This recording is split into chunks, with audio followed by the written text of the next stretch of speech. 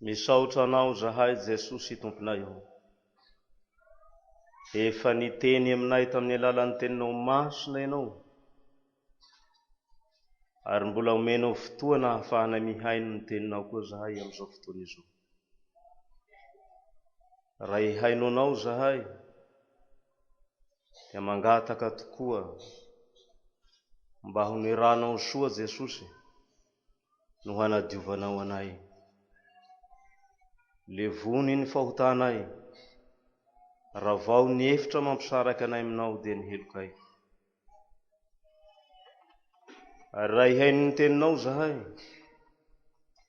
fantatray fa tsy efa ny fisainana maholona anay ny fanambarana sy ny fihenoana zany teninao zany. Ho mangataka ny fanahinao tompon'ny teny mba hiasa, ataovy eto ambavany'ity mpanomponao ny teninao. Tenireo ny molotro, mba tsy hanambara afa-tsy izay sitraponao hiany. Ary reto vahoakanao zay taominao eto amin'ity tobinao ity,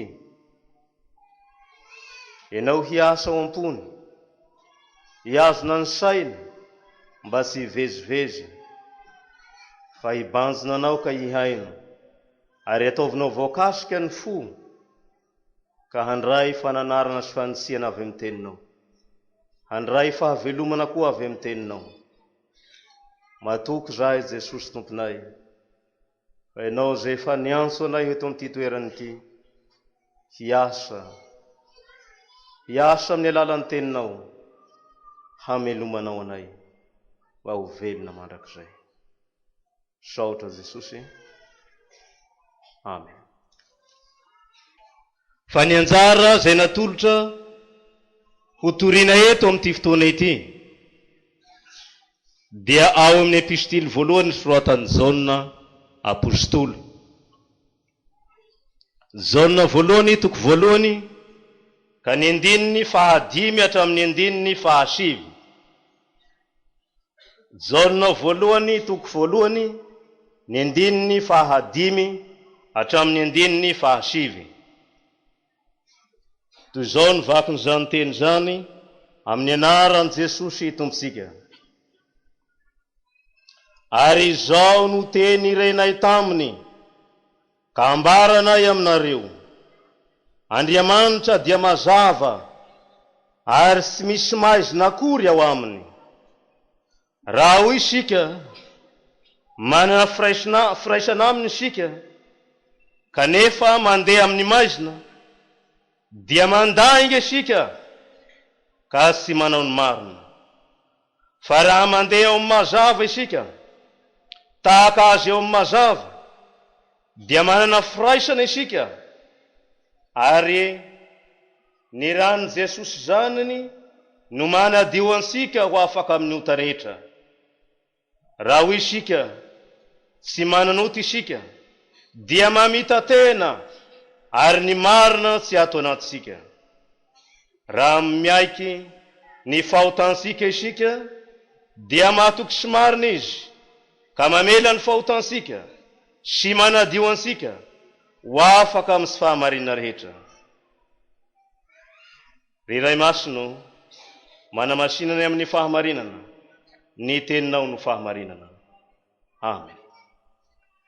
Re fiangonana malala ho aminareo rehetra ny fahasoavana sy ny fiadanana avy amin'Andriamanitra raha isika sy Jesosy Kristy Tompo. Amen. Raha hitory teny dia tsy maintsy manakatra ny heviny tamin'ny fotoana sy toerana ny tenenana nanoratana azy. Mahafantatra ny heviny tamin'ny fotoana zay ny tenenana nanoratana azy, fotoana sy toerana zay ny tenenana sy nanoratana azy, zay vao afaka hanao fampiarana amin'ny fiainan'ny olona zay mihaino ankehitriny. Fa ny tenin'Andriamanitra dia teny velona, ary zany mahavelona azy zany manan-kolazaina amin'ny vanim-potoana rehetra. Tsy maintsy mamantatra ny zava-nisy ny ainana tamin'ny fotoana sy ny toerana. dia hoe nareo ahoana no amantarana an'izany, afaka handeha any toerana lavitra any ve? Izany mety ho azo atao, kanefa nahoany tsy tahaka ny tamin'ny zava-nisy tamin'izay koa ny zava-misy amin'izao, fa tany amin'ny taonjato voalohany tany no nitrangany zavatra izay hita eto. Kanefa isaoran'Andriamanitra efa mivoatra ny fikarohana, ka dia mikitikitika clavier sy souris amin'ny ordinateur dia misy document mivoaka, dia sahalany tagny amin'ny taonjato voalohany, sahalany tamin'ny toerana izay nanoratana ny epistily ny nandinika. Raha nandinika an'izao tenin'Andriamanitra zao aho, ka nahafantatra ny amin'ny zava-misy izay niainana tamin'izany fotoana izany, dia misy sary an-tsaina tahaka izao tonga tao an-tsaiko, ary io indrindra no hitariana ny resaka eto. Misy poizina afendraky ny mpamosavy amin'ny tanàna maro, misy olona asesiky ny fitiavana sy ny fahatserovana andraikitra, manao izay azo atao sy hahafaty ny mpiarabelona. Tsy ny sakana ny mpamosavy sy hamafy poizina no ataony, na ny manao izay tsy hinanany olona ny poizina, fa ny manao izay tsy handairany poizina amin'ny olona. Immuniser hoy ny teny vahiny, asa ina ny dikany? Asa na omena hery fiarovana ny olona na atao izay hahafoana ny herin'ilay poizina. Raha misy olona mihinana poizina, fantatra fa tena poizina no hohaniny, dia maromaro ihany ny zavatra lazainy olona, tahaka ny hoe mitelema atody akoho mata, ary voatatohato na heny hoe ravina sipikopiko. Sipikopiko zany mitovitovy amin'ny longoza io, misy felany menamena, fiazana ny ranony dia sotroana. Izy efa nanandrana tamin'ny piso efa saika maty dia velogna ataon'ny piso. Ireo ny hoe tsy mandaitra ny poizina, fa izao ahoana hoy ny soratra masina, lay teny izay vakisika mpiandry melohan'ny asa sy famparizana.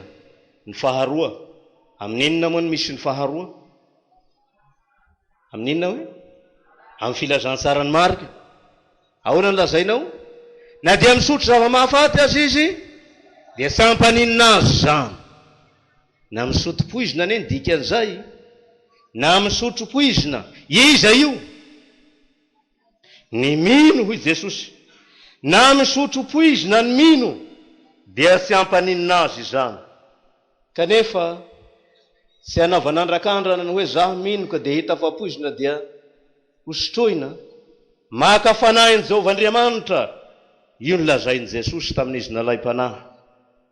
Fa raha tsy fantatra kosa, dia tokony hatoky an'ity teny ity sika, fa Jesosy mahay miasa tokoa sy mampandaitra izany poizina izany. Ny heverin'ny mpamosavy moa amin'ny olona sy poizina ihany indraindray, fa mety amin'ny alalan'ny mosavy hafa. Raha isika malagasy dia manao hoe nataon'olo. Dia izao no somary mahagaga. Misy olona tena mamaky an'ity teny ity ary lazaina fa mino, kanefa matahotra mosavy, ka dia miahiahy olona lava. Ary izao raha sendradraka misy zava-mahazo ny fiainana dia ny hoe nataon'olo io, dia olo ihany koa ro mahafaka azy, ka dia mamonjendra ranony.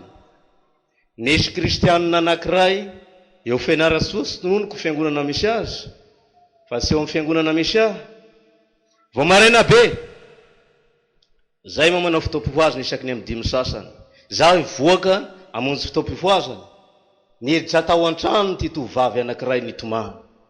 Zaho pastora zao ny zava-manjo ahy, mila tsy hatakatra tany ty tongotro anankiray ty fa raikitra. Ary ny olona milaza fa nataon'olona io zao efa nanambady 2 taona tsy mety miteraka, dia misy kristianina mpiara-miasa aminy efa nitondra menakosy tany amin'ny mpiasana. Ity menakosy ity mahafaka an'io raha nataon'olo io. Dia zao no nataony: za voataiza ny fihavana kristianina ka niady a Jesosy ny ahy no atonoko, dia andao agny am-piangonana ho aho niasana. Tsy ela taorian'izay dia nifanena amiko ao tanàna izy, tsy tahotra tsy henanao amason'olo maro. Dia zao no nataony: pastora, nanao test de grossesse aho dia positiva. Agnaty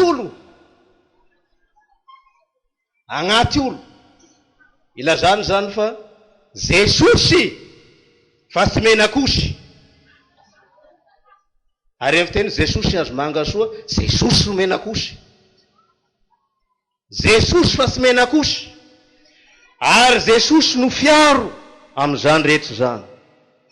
Fitarihana ansika ihany zany.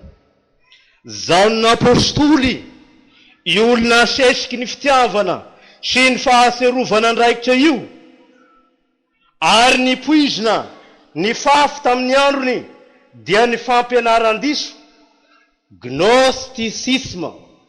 Zay ny lazana an'izany fampianaran-diso zany, poizina ny fafy zany. Ny mpamosavy mandeha atoandro na mafy an'izany dia ny gnostika. Zay ny lazana an'ireo olona ireo. Sy azo sakanana ny mpanao fampianaran-diso sy hampianatra ny fampianarany. Sarotra koa ny sakana ny olona sy haino ny fampianaran-diso. Zay ataony zaon'ny apôstoly dia ny manao izay tsy handaira ny fampianaran-diso amin'ny olona rehetra, indrindra fa izay efa kristianina.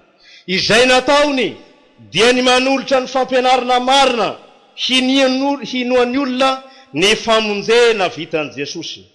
Fa izay mino marina an' Jesosy na dia mihay ny fampianaran-diso azy izy, dia tsy hampaninina azy zany. Na dia mihinana ny fampianaran-diso, ny poizy ny fampianaran-diso izy, dia tsy handairana zany.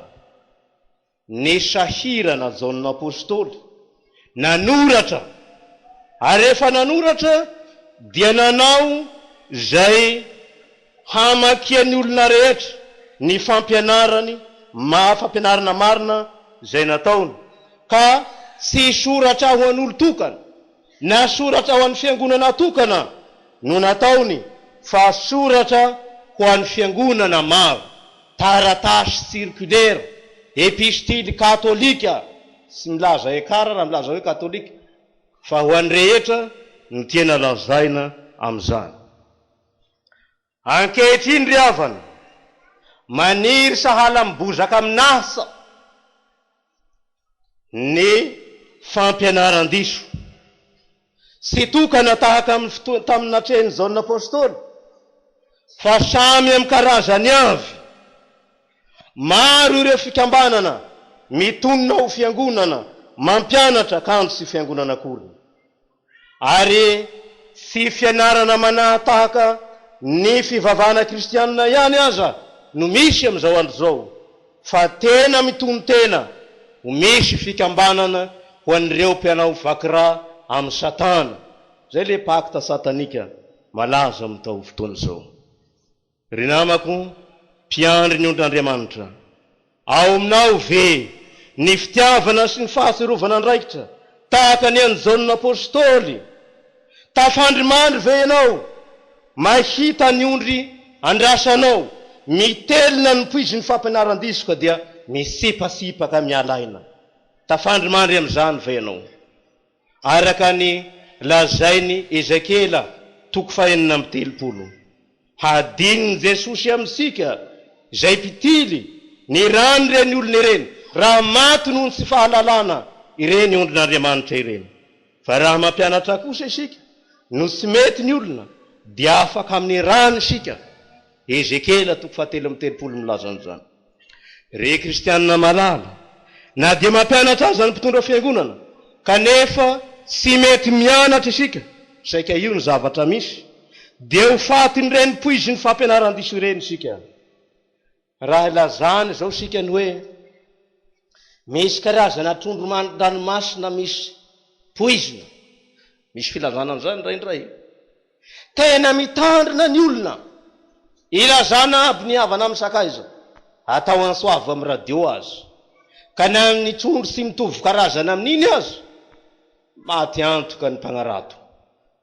Satria atahorasika loatra ny ampisahatra nyty fosika mitepo ity, atahorasika loatra ity ho faty ity. Fa raha lazainy eto androany fa maniry tahaka ny bozaka amin'asa ny fampianaran-diso zay misy poizina mamono, mahavery ny fiainana mandrakizay. Mba firy amintsika ny manapa-kevitra fa hianatra soratra masina aho raha miala eto, raha vao misy fampianarana soratra masina dia handeha ho any aho. Fa saika eto amin'ny toby ihany no mba mandre fampianarana soratra masina. Kanefa zava-doza ny ateraky ny poizy ny fampianaran-diso, zay maty ny zany dia maty mandrakizay. Tsy azo sika atao ny misakana ireny mpamosavy mandeha atoandro reny sy hampianatra ny fampianaran-diso. Ny firenensika koa mitazona ny fahalalana ara-pivavahana.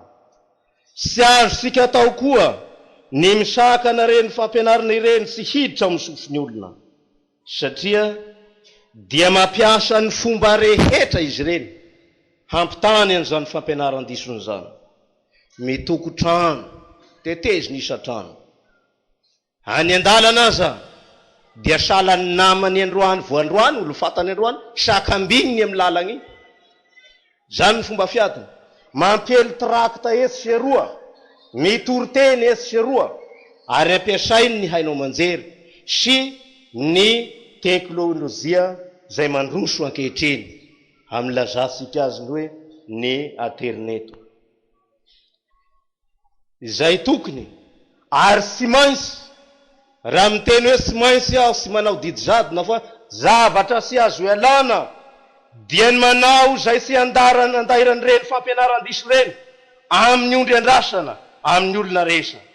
Mila misahirana isika tahaka ny Jaonina apôstôly, manomana fampianarana toriteny sy fampianarana tandrify ny zava-misy, sy toriteny fampianarana kosoka-tagnana. Pina-paraky ny manao an'io, maisa mahita kisoka voakarakara tsara dia manao kisoka-tagnana. Sa tahaka an'izany ny fanaovana ny toriteny, fa toriteny omanina ary atao tandrify ny zava-misy iainana ankehitriny. Sy toriteny mitondra ny olona ho an'ny Palestina sy amin'ny toerana nandroatana, fa toriteny tandrify ny fiainany mpiaino ankehitriny, tandrify koa ny zavatra anteny ankehitriny. Sy fampianarana ady hevitra teolozika, fa fampianarana soratra masina mahakasika ny fiainan'olona. Sy mikendry aresaina fosiny, fa mikendry ny fo koa, mba hampiova ny fony olona. Sy ampy ny fiakarana polipitra isan'alahady ihany, fa fampianarana amin'ny fotoana rehetra, araka ny lazay ny Paoly apôstôly tamin'ny Timoty hoe na amin'ny fotoana na sy amin'ny fotoana. Fampianarana amin'ny sehatra rehetra zay azo anaovana an'izany, ombalahy be tandroka samy fihitany hiadiany. Kanefa sy hasipy ny lohan'ny kisoa zay masina, ary ny vatsoanareo, ary sy hasipy ny lohan'ny kisoa zay masina, fa fidina ny fotoana sy ny toerana hampahomby izany fitoriana ny tenin'Andriamanitra izany. Jaonina apôstôly dia nampiasa ny fitaovana, ny fitaovam-pifandraisana zay nisy tamin'izay dia ny soratra. Ino nisy tamin'izay? Sy mbola misy ny hainao manjery tahaka ny hitasika ankehitriny, fa soratra nampitetezina fiangonana, ary nisy olona nanatitra an'izany, tena fisahirana an'izany. Fampianarana tandrify ny zava-misy natrehan'ny olona no nataony, ary zany no voasoratra lasa tenin'Andriamanitra eto anjarasika androany satria avy amin'ny sindrimandrin'Andriamanitra izany.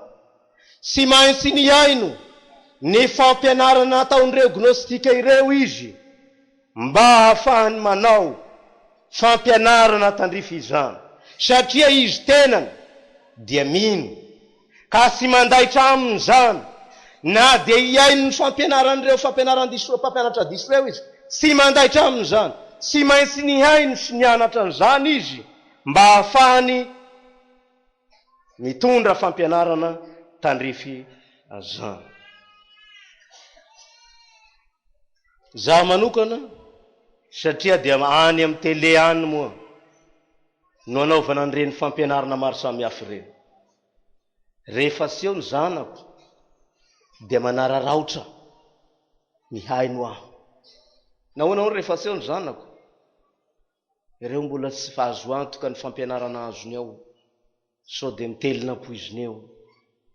Fa zaho kosa tiako fantatra izay ampianarina mba hahafahako mitondra fampianarana tandrify an'izany. Ary raha mahita ireny gazety sy ireny trakty ireny aho hitako amin'olona dia laiko ho ahy mba hamantarako ny fampianarana izay lazain'izy ireny, ahafahana mitondra fampianarana tandrify zay zavatra lazaina. Izao ny apôstôly avy dia nanao fampianarana tandrify, ary izany no atrehisika eto amin'ity epistily ny soratany ity. Hoy ny fampianaran-disom-poizina na fafiny gnostika, ny fahalalana, io no atao hoe gnosis.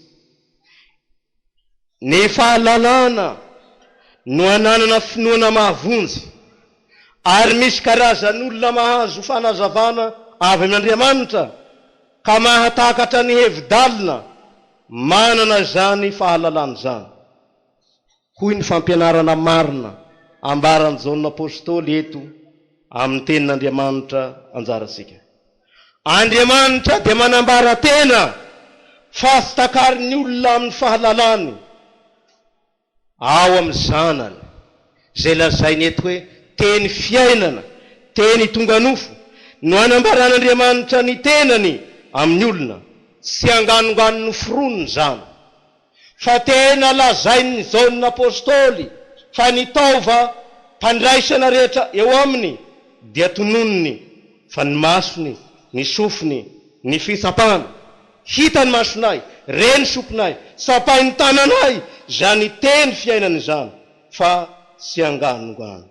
Niaran'ny aina tamin'ny teny tonga nofo izy. Toheriny amin'izany koa ny fandavan'ireo gnostika ireo ny fahatongavako nofony Jesosy, ka harihariny mazava tsara ao amin'ny toko 4, ny 9, ny 2 sy 3, hoe zaho toetra ny fanahy na avy amin'Andriamanitra na sy avy amin'Andriamanitra zany, fa ny fanahy rehetra zay manaiky fa tonga tamin'ny nofo Kristy, zay ny fanahy amin'Andriamanitra.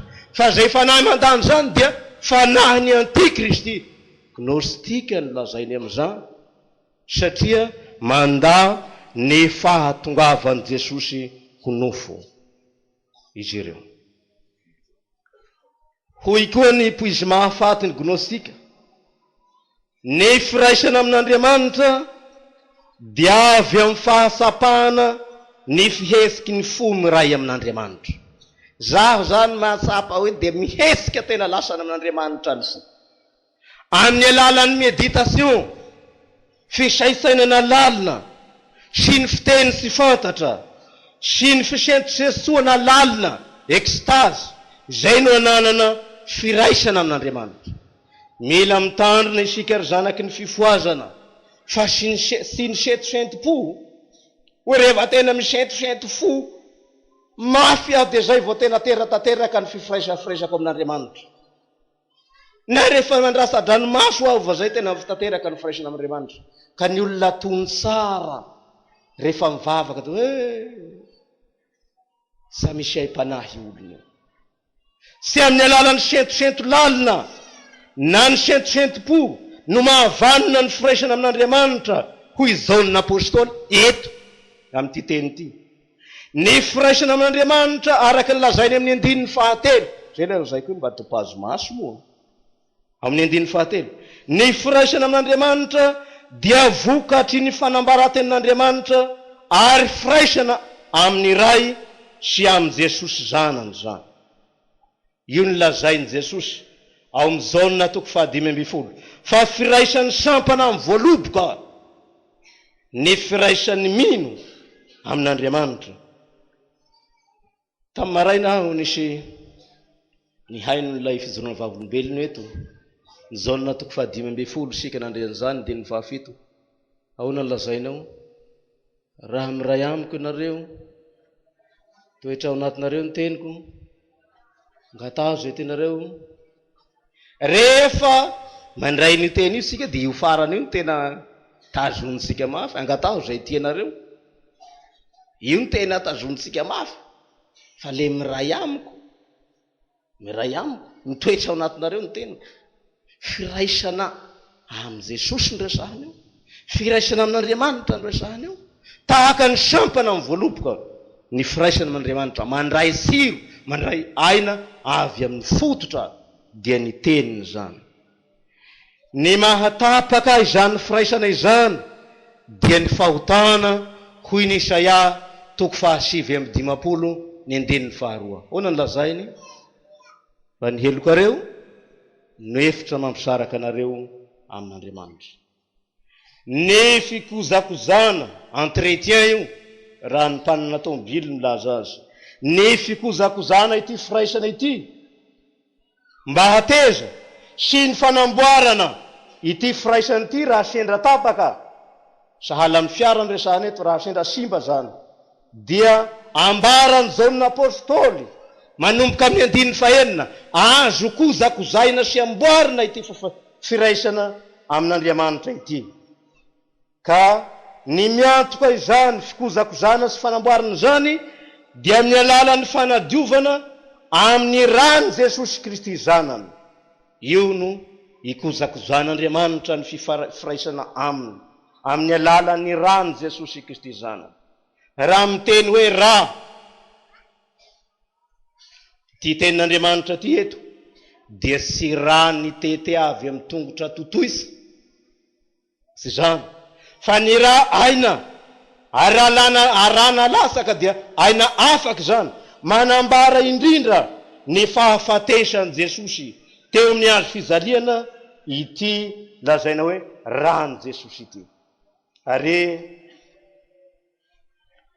zay mba takina amitsika zay mba andrasana amitsika dia ny fiekenany mahampanota ao amin'ny 9:7 Andriamanitra miantoka ny fikozakozana sy ny fanamboarana an'ity firaisana amin'ity ampy ny rany Jesosy sy ritra izany rany Jesosy zany izay andrasana amitsika dia ny fiekena ho mpanota hoy ny 9:7 sy amin'ny vava zatra manonona satria dia lanin'ny sianjerintsika mamindrafo aminay melan'ny helokay sy amin'ny fahaizana sianjery ny fieke-pahotana fanao sikarisana lahady fa amin'ny alalany fo manaiky fampanota manenina ka miatoraka amin'ilay azo antoka fa mahay mamela heloka.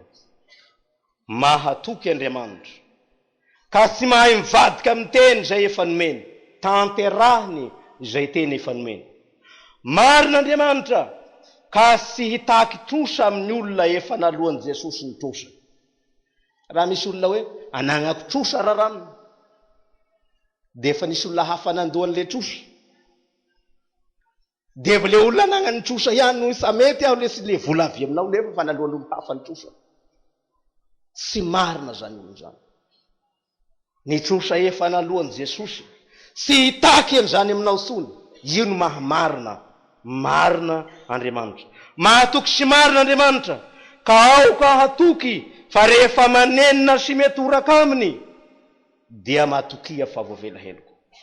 Asana hoana no fandrenesanao ny voalazany Mateo 7:2 zay tononona amitsika isana lahady isaky ny avy miaiky fahotana tao an-Andriamanitra matokianaka voavela heloko. Mietefa mifonao ve zany? Raha tena niaiky ny fahotanao tokoa ianao dia zava-dehibe aminao mandre zany teny zany, ary aoka haniry zany teny zany, na de tsy misy olona manonona aminao zany teny zany matokoianako avelany koa, rehefa naneniny ianao ka metoraka am' Jesosy, henoy ny bisiky ny fanahy fa milazanao matokianako avelany koa. Eny hatramin'ny farafofinaina aza, aoka io no hangatasika, io no hangatasika ny handreny zany bisiky Jesosy zany hoe matokianaka voavelany heny koa. Ny fikozakozana, entretien, ataon'Andriamanitra hampateza ny fandraisasika aminy, sy isan-kerinandro, sy isam-bolana, sy isa-taona, fa isan'andro. Ary raha lazainao isan'andro, sy isaky ny hariva amin'ny sivy, hoe masiary manota aho amin'ny sivy maraina, alao amin'ny sivy aligna manao kulta volobebaka. Fa amin'ny fotoana zay atsapanao fananota ianao, na tsy misy olona mahafantatra aza, fa ao anatinao mahafantatra fa nanota ianao, mibebaha, miantoraha, fa ho diovy ny rano Jesosy ianao amin'izay fotoana zay. Ka de fiainana amin'ny fotoana rehetra, ka na ho injato faharivo miaiky heloka eo anatrehan'Andriamanitra ianao anatin'ny ray andro, sy ho sasatra Andriamanitra handio anao amin'ny rano Jesosy zanany. Raha milaza ny fanadiovana amin'ny rano Jesosy zaon'ny apôstôly, dia sy raha io koe nivoaka fotsiny am'izao araka lazana teo, fa tena aina afaka ary ny fahafatesana tamin'ny hazo fijaliana no lazaina am'izany.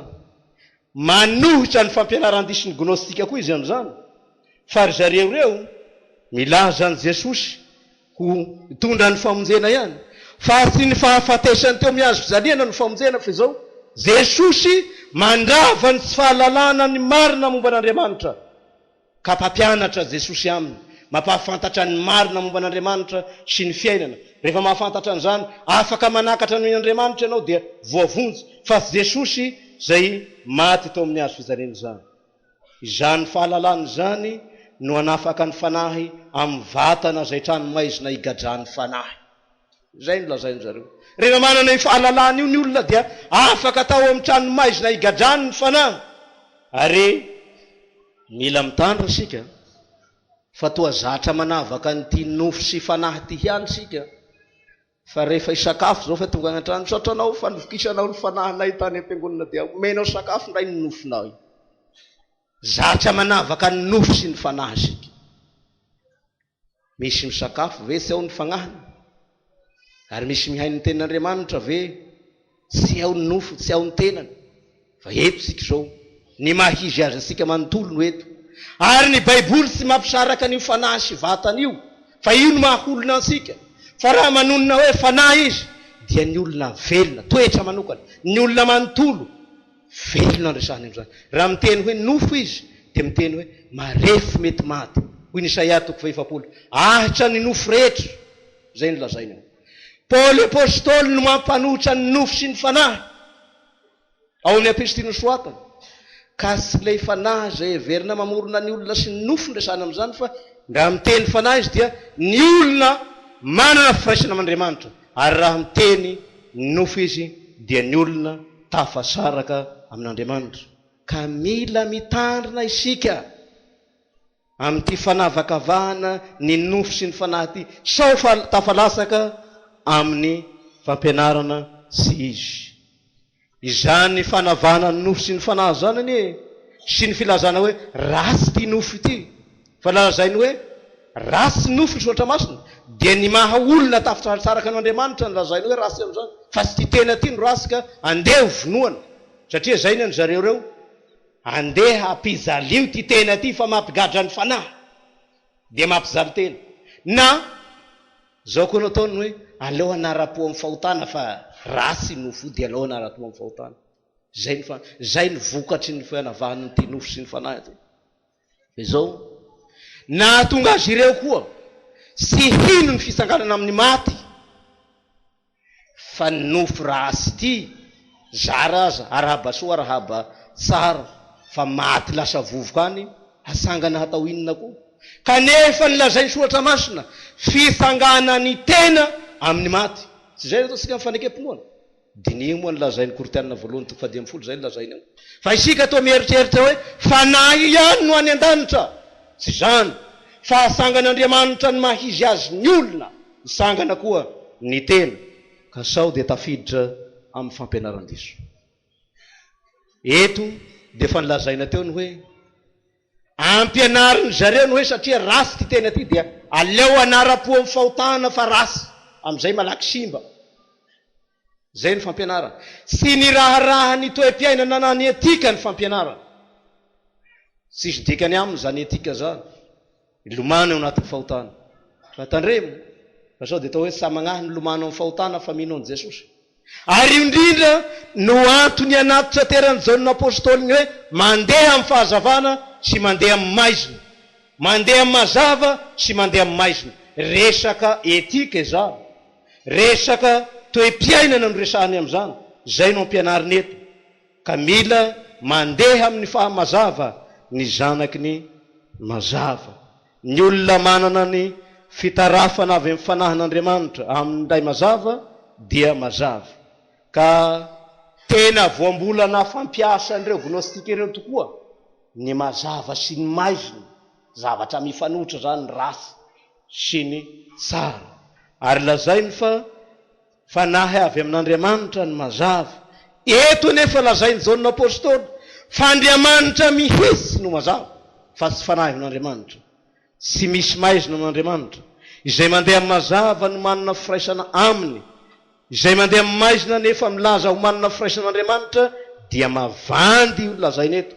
Ary na dia milaza ho mahalala ny marina aza dia tsy ao amin'ny marina, satria ho marina io ny tadiaviny takarina amin'ny alalan'ny fahalalana. Tsy takany zany raha tsy ao amin'ny fanambaranten'Andriamanitra. Na dia hanao fehaseha-po hisentosento aza dia tsy hanana firaisana amin'Andriamanitra raha manara-po amin'ny rasy. Ka dia io indrindra no lazainy hoe tsy hanara-po amin'ny rasy ny olona mandeha amin'ny mazava. Ny hoe mandeha dia ilazana fiainana andavanandro, mandeha amin'ny mazava, miaina amin'ny sitrapon'Andriamanitra amin'ny fiainana andavanandro. Mandeha amin'ny maizina, miaina manaraka ny sitrapony devoly amin'ny fiainana andavanandro. Ny amantarana ny olona manana firaisana amin'Andriamanitra dia ny fiainana andavanandro amin'ny fiarahamonina, tsy amin'ny teny ihany no ilazana ny firaisana amin'Andriamanitra fa amin'ny asa sy eo amin'ny fiarahamonina koa. Sainy ry havana ny zava-misy eto amin'ny firenensika amin'izao fotoana iainantsika izao. Madagasikara ane firenena kristianina, lazany zany fa maro ny kristianina eto, nefa mandeha amin'ny mazava ve ny kristianina sa mandeha amin'ny maizina? Ny hita dia izao tsy mandeha amin'ny mazava ny maro. Avy amin'ny akamatasa nataonay fahakely, zao ny akamatasa nataonay, izy mivadiny miady ny ankizy ny voatorotoro, ady tombontsoa no misy eto an'ity fireneny ity. Hoan'izay mety afaka miady an'izany tombotsoany zany dia iediana tombotsoa. Teny vahoaka no mizaly, sa mianasa ny kolongako ny marary sa mahita fisaboana ka. Zao raha manjo eto aby. Ady tombotsoa, ampahatsy hivina fa na reny asa ataosika andavanandro reny dia avy amin'ny tompo, enina ny asa mpanjakana aza.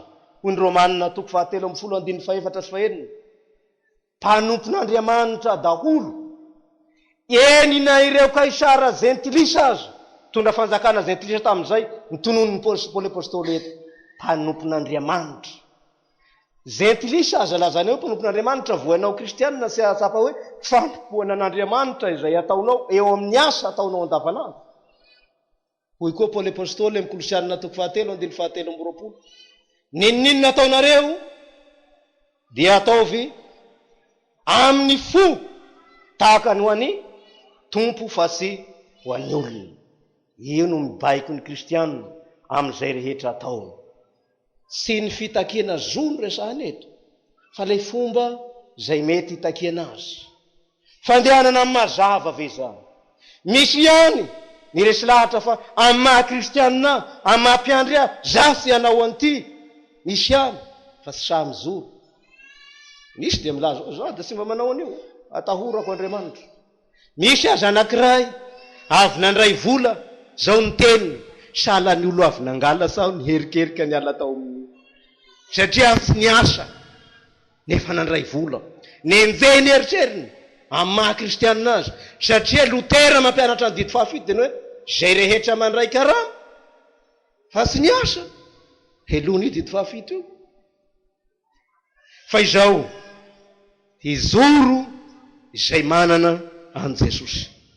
Fahazavana eto amin'izao tontolo izao no ametrahan Jesosy ny mino. Haitondra fahazavana koa amin'ny maizina zay misy azy.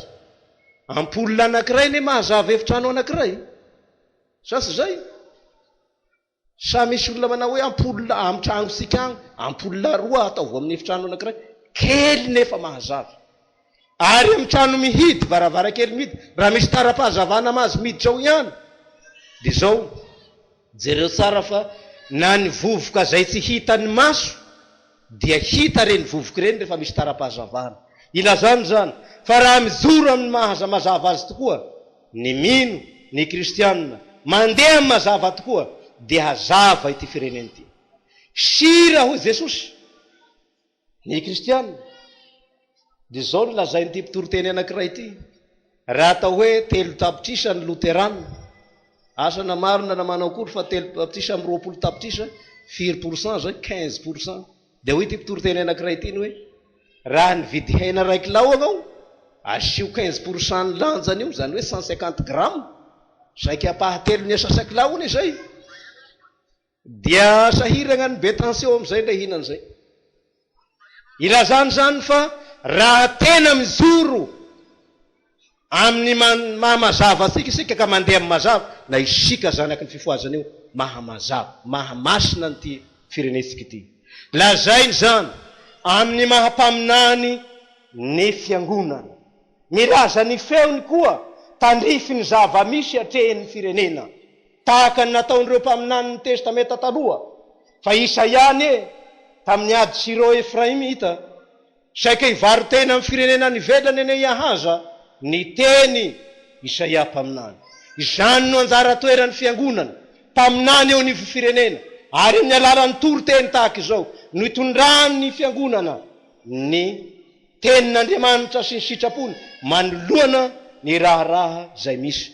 Tsy misy resaka politika zany, fa mahampaminany. Ary io ny mahampaminany, fa tsy izay milaza andray fanjakana amin'ny 2013, maminany aho fa andray fanjakana amin'ny 2013, zay no atao hoe mpaminany. Milaza ny sitrapon'Andriamanitra tandrivy ny raharaha misy eto amin'ny firenena.